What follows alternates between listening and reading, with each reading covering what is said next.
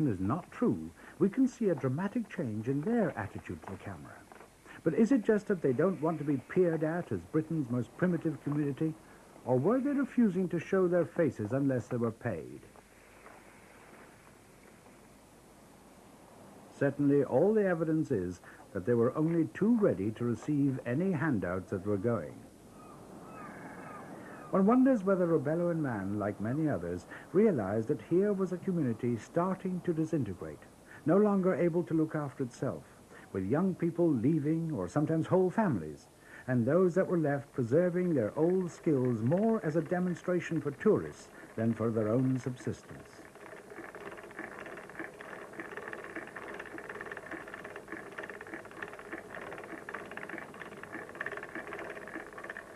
But they were often exploited, and life was too hard ever to make enough money for the needs of the older folk, and as so often, the women bore the brunt of the work.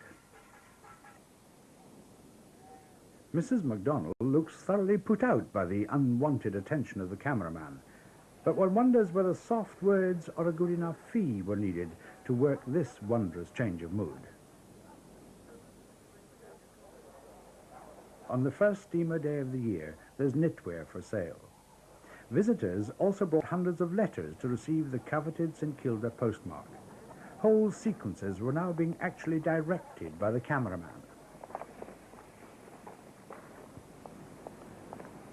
Perhaps the most important visitors this time were the doctor and the nurse on their way round the houses. Inevitably, the visitors and the camera crew want to see and record bird fouling. But though the cliffs and the danger are real enough, the demonstration is more of a performance for the camera, and no longer anything to do with reaping a natural harvest and laying in vital supplies for the winter.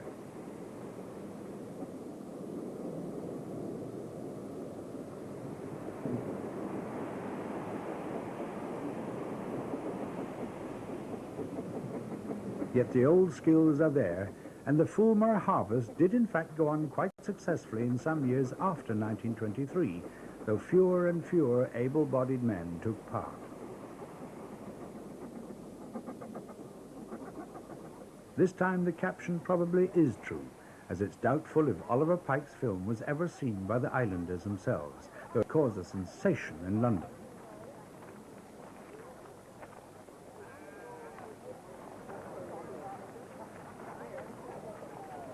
Some islanders seem shy or else very reluctant to go to the show, and one wonders what the Glasgow film men showed on the screen.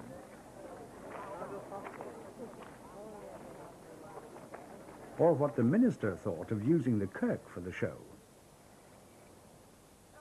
Robello and Mann also took a rare picture of the narrow strips of cultivation below the village street. They were for one of the last potato crops ever grown on St. Kilda.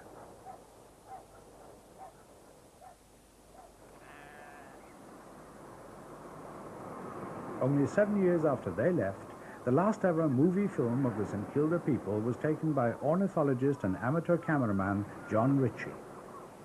He came to film the evacuation of St. Kilda, the island that had failed. Late in August 1930, the Dunara Castle came to take off the islanders' animals and other possessions prior to their own evacuation by the Admiralty on HMS Harebell on August the 29th.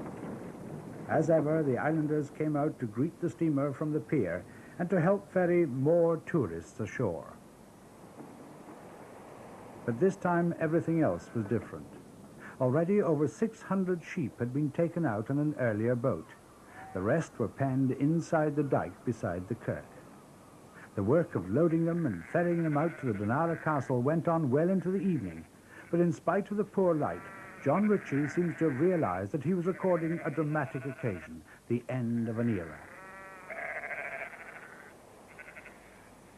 A motor launch had been loaded at Lochmaddy and was used to tow out the islanders' rowing boats to save time. 573 sheep were loaded in this way, but the launch was not big enough to take the cattle, 13 of which were swum out to the steamer the next day and lifted on board with slings.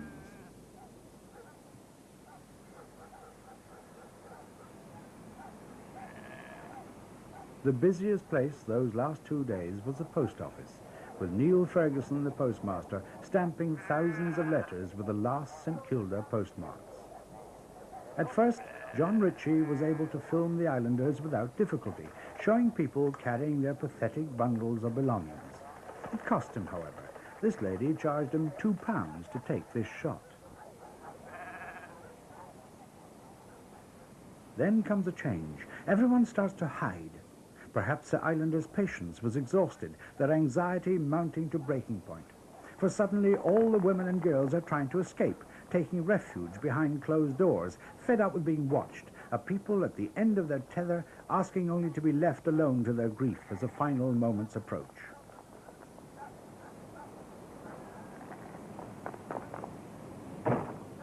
One has to sympathize. She only wants a drink from the well, but the camera stands between her and her privacy in her own house.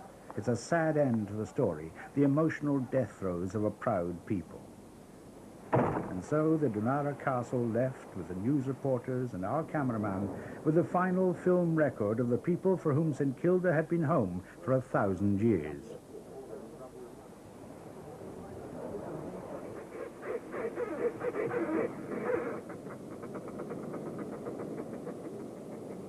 And so, in 1930, St Kilda went back to nature, except perhaps for the occasional trawler sheltering in Village Bay.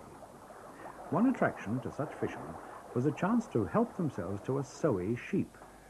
A few of these had been brought across to the main island of Herta at the evacuation, relics of the original domestic sheep of Britain, now replaced everywhere else by better breeds.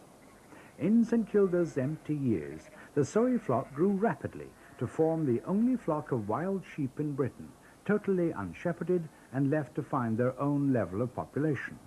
The sowies thrived, and so did the little St Kilda wren, nesting largely in ruined cleats and houses. For several years, some islanders returned to their houses every summer, encouraged by the new owner, the future Marquis of Bute, a keen naturalist. But from 1939 on, the village rapidly disintegrated, and in 20 short years had become both a ruin and an irreplaceable record of a vanished way of life. The houses were a historical record of living conditions, from the latest cottages of 1860 to the earlier black houses of 1830 with their tiny windows and low doors, back to the medieval village further up the hill with its beehive dwellings and cleats. All were weathering badly.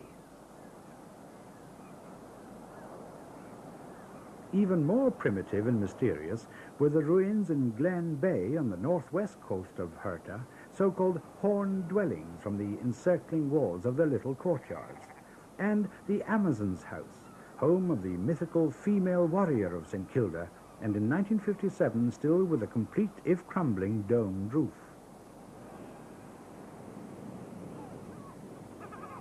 Best preserved were the most recent buildings of all, the kirk and schoolhouse down by the pier, whose slated roofs had stood up better to the gales than the tarred felt roofs of Main Street, all rotted away like the cement rendering on the walls, the pattern of neglect.